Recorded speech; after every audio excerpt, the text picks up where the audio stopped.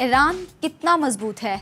Iran के पास ना तो जदीद लड़ाका तैयारे हैं और ना ही इसे दुनिया में कोई मुल्क मॉडर्न वेपन सिस्टम फरोख्त करता है, जबकि ईरान को सख्त मुआशी पाबंदियों का भी सामना है। तो ऐसे में हम देखते हैं कि ईरान की वो ताकत क्या है जो इसे अपने से ताकतवर ममालिक के मुकाबले में खड़ा रखे हुए है। वो क्या कमज़ोरियां हैं जो इसे आखिरकार इस मोड़ पर ले आती हैं कि ईरान को मगरबी ममालिक से न्यूक्लियर डील करना पड़ती है।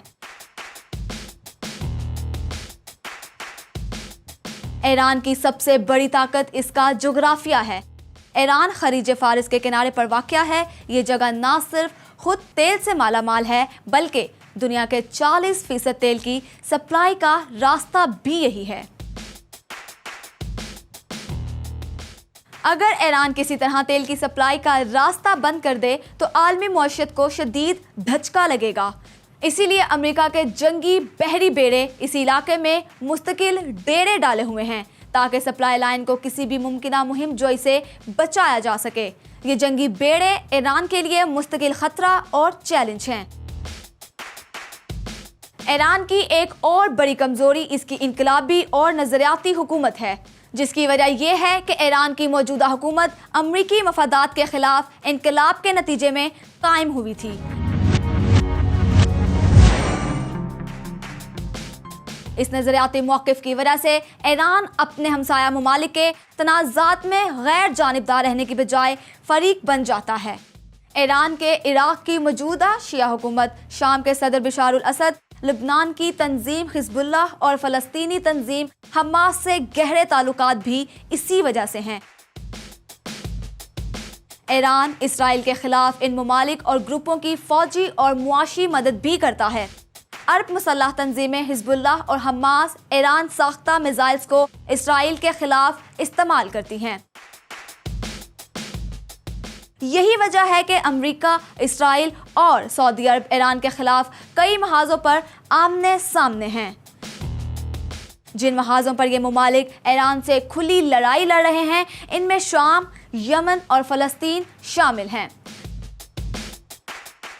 शाम में ईरानी तंसीबात पर इसराइल फ़िज़ाई हमले कर रहा है तो ईरान सऊदी और अमरीकी हिमायत याफ्ता तंजीमों को निशाना बना रहा है। ईरान दुनिया की 21वीं बड़ी फ़ौजी कुव्वत है, जबकि इसका दुश्मन अमरीका पहली, इसराइल 15वीं और सऊदी अरब 24वीं बड़ी फ़ौजी ताकत है।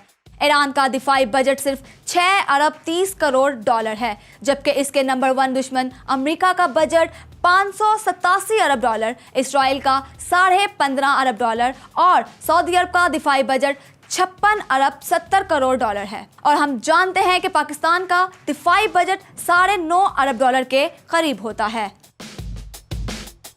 ईरानी फौज 5,45,000 जवानों पर मुश्तमिल है।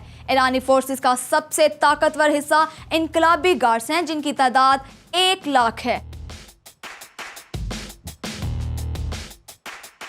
इसके अलावा ईरान के पास 477 तैयारे और 1600 से ज़ायद टैंक भी मौजूद हैं।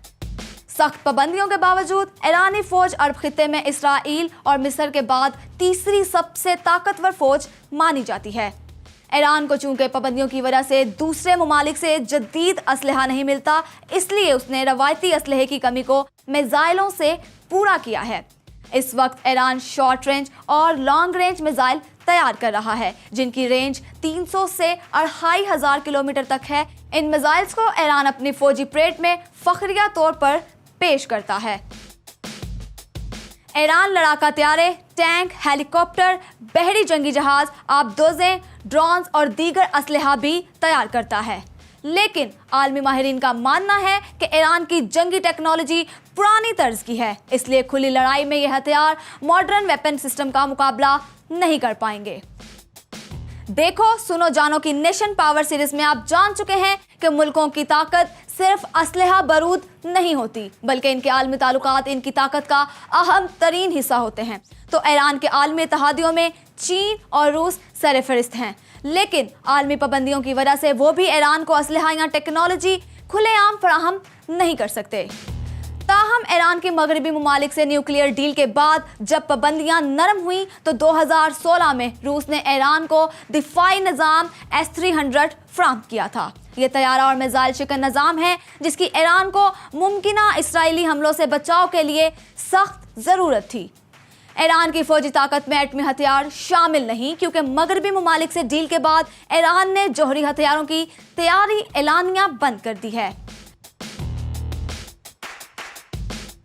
मुआशी लिहाज से देखा जाए तो ईरान का जीडीपी IMF के मुताबिक 432 अरब डॉलर है, जो पाकिस्तान के 304 अरब डॉलर से बढ़कर है। आलमी पाबंदियों में जो चीज़ ईरान की इकोनॉमी को थोड़ी बहुत ताकत देखती है वो तेल और गैस है। वेनेजुएला, सऊदी अरब और कनाडा के बाद तेल के सबसे ज़्यादा मालूम ज़खायर ईरान में मौजूद हैं, जबकि ईरान गैस के ज़खायर वाला दुनिया का दूसरा बड़ा मुल्क है। लेकिन अमरीकी पाबंदियों ने तेल की फरोख्त को मुश्किल बना दिया था। पाबंदियों के बावजूद तुर्की, चीन और इंडिया ईरान से तेल और गैस खरीदते रहे हैं, जिससे ईरानी इकोनॉमी को बहुत सहारा मिलता रहा है। ईरान पाकिस्तान को भी गैस फरोख्त करने पर तैयार है, लेकिन अमरीकी दबाव और कीमत पर तनाज़े की वजह से पाकिस्तान गैस खरीदने पर तैयार नहीं हुआ। ईरान में गैर मुल्की सरमायाकारी ना होने के बराबर है। ईरान की परेशानी ये है कि वो लंबी मुद्दत तक सिर्फ गैस और तेल पर इन्हसार नहीं कर सकता। इसे अपनी इंडस्ट्री और एक्सपोर्ट्स बढ़ाना होंगी, जिसके लिए आलमी पाबंदियों का खात्मा ज़रूरी है।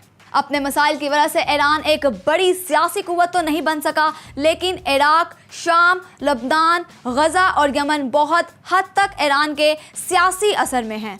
इसलिए आलमी ताकतें ईरान को पूरी तरह से नज़रअंदाज भी नहीं कर रही। अमेरिका, इसराइल, UAE और सऊदी अरब ईरान के खुले दुश्मन और इसका खात्मा चाहते हैं, जबकि रूस, इंडिया, चीन, पाकिस्तान, तुर्की और कतर का शुमार ईरान के करीबी या दोस्त ममालिक में होता है। तो यूं हम बासानी कह सकते हैं कि ईरान मिडल ईस्ट की तीसरी बड़ी फौजी ताकत तो है, लेकिन मुआशी पाबंदियों, पुरानी दिफाई टेक्नोलॉजी और बड़ी ताकतों से मुसलसल तनाज़ात की वजह से ईरान एक कमज़ोर विकेट पर खड़ा हुआ बड़ा मुल्क है।